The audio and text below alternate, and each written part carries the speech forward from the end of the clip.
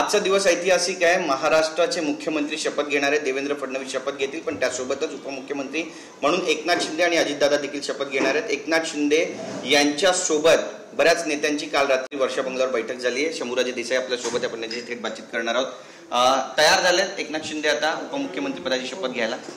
आम्ही सर्व आमदार काल संध्याकाळी माननीय मुख्यमंत्री एकनाथजी शिंदे साहेबांना भेटायला वर्षा बंगल्यावर गेलेलो होतो आणि आम्ही सगळ्यांनी साहेबांकडे आग्रह केलेला आहे, साहेबांकडे आम्ही सगळ्यांनी हट्ट धरलेला आहे की कोणत्याही परिस्थितीमध्ये माननीय शिंदे साहेब हे मंत्रिमंडळामध्ये असले पाहिजेत।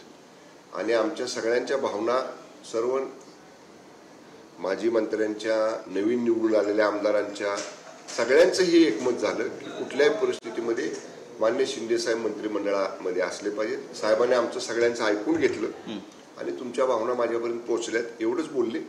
आणि कदाचित आम्हाला असं वाटतंय की आमच्या सगळ्यांचा जो आग्रह आहे, कारण आमचा अधिकार आहे साहेबांकडे हट्ट धरायचा, आम्ही हट्ट धरलाय, नक्की आमचा हट्ट साहेब पूर्ण करतील असं आम्हाला वाटतंय। बरं, काही फोन कॉल वगैरे आलेत मंत्रिपदाच्या खातेवाटपा संदर्भातला तिढा जो होता तो सुटलेला असं म्हणावं?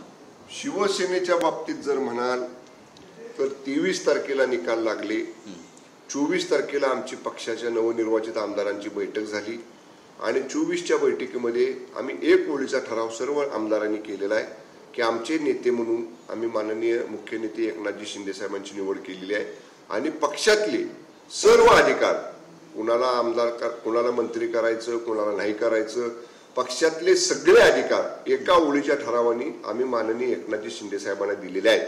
त्यामुळे एकदा नेत्याला अधिकार दिल्यानंतर, त्यांच्या खांद्यावर मान ठेवल्यानंतर आता पुन्हा त्याच्या बाबतीत मग मला हे पाहिजे, मला ते पाहिजे, तुला काय मिळणार, मला काय मिळणार, असल्या चर्चा सुद्धा आमच्यात बिलकुल कुणाच्यात नाहीत।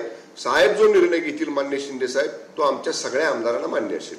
संजय राऊतांनी आज टीका केली। संजय राऊत म्हणतायत की येत्या काळामध्ये भाजप शिवसेनेला संपून टाकेल। उबाटाचं संजय राऊतांनी काय केलं ते आधी बघा म्हणावं। उबाटाचे आमदार किती होते? शिंदे साहेबांच्या नेतृत्वाखाली आम्ही 40 जणांनी एक वेगळी भूमिका घेतली आणि 40 वरनं आम्ही 57 वर गेलो। उबाटा कुठं राहिला? उबाटाची किती संख्या राहिली? ह्याला कोण कारणीभूत जर असेल तर जे 2.25-2.5 वर्षापूर्वी मान्य शिंदे साहेबांच्या नेतृत्वाखाली भूमिका घेताना आम्ही सांगितलं होतं की मान्य उद्धव साहेबांना महाविकास आघाडी करायला जर कुणी लावलं असेल तर ते राऊतांनी लावलं। त्या राऊतांच्या ऐकण्यामुळं, त्यांच्या वाचाळ वक्तव्यामुळं अशा पद्धतीची अवस्था ही उबाटाची झालेली आहे। त्यामुळे राऊतांना म्हणावं, तुम्ही उबाटाचं काय होतंय ते बघत राहा, तुम्ही आमच्याकडे बघू नका। आमची संख्या ही आता 40 वरनं 57 झाली, 57 वरनं सुद्धा ती संख्या आम्ही वाढवू आणि माननीय मुख्य नेते पक्षाचे माननीय एकनाथजी शिंदे साहेबांच्या नेतृत्वाखाली महाराष्ट्रातच नाही तर महाराष्ट्राच्या बाहेर सुद्धा जे अपेक्षित वंदनीय हिंदू हृदय सम्राट स्वर्गीय बाळासाहेब ठाकरे साहेबांना होतं, महाराष्ट्राच्या बाहेर सुद्धा शिवसेना वाढलेली, शिवसेना फोपावलेली नजीकच्या काळात शिंदे साहेबांच्या नेतृत्वाखाली आपल्याला बघायला मिळेल। नक्कीच आजचा जो सोहळा आहे शपथविधीचा तो किती ग्रँड होईल असं वाटतं? पूर्ण नियोजन सरकारच्या वतीनं शपथविधी सोहळ्याचं झालेलं आहे। 2 दिवसापूर्वी महायुतीचे सगळे प्रमुख नेते, भाजपचे नेते, शिवसेनेचे नेते, राष्ट्रवादी काँग्रेस पक्षाचे नेते त्या सर्व तयारीचा, पूर्वतयारीचा आढावा, त्याची पाहणी करायसाठी गेलेले होते। त्या पद्धतीनं प्रत्येकाचं लक्ष त्या नियोजनावरती आहे आणि महाराष्ट्रामध्ये माननीय पंतप्रधान आदरणीय नरेंद्र मोदी साहेबांच्या नेतृत्वात यांच्या प्रमुख उपस्थितीमध्ये एवढा मोठा सोहळा होतोय। राज्याच्या नावाला साजेल असा दिमागदार सोहळा आज या ठिकाणी पार पडेल। नक्कीच एक शेवटचा प्रश्न, गृह खात्याचा सुटलाय का आणि गृह खातं आपल्याला मिळणार का?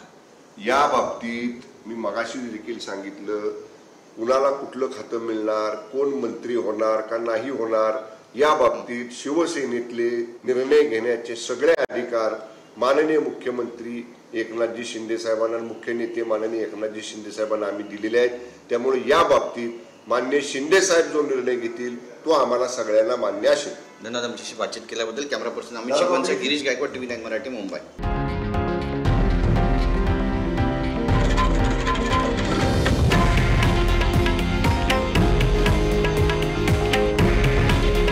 हे आहे देशातील नंबर 1 न्यूज नेटवर्क आणि आपण पाहत आहात TV9 मराठी। काळजी तुमची, हित महाराष्ट्राचं।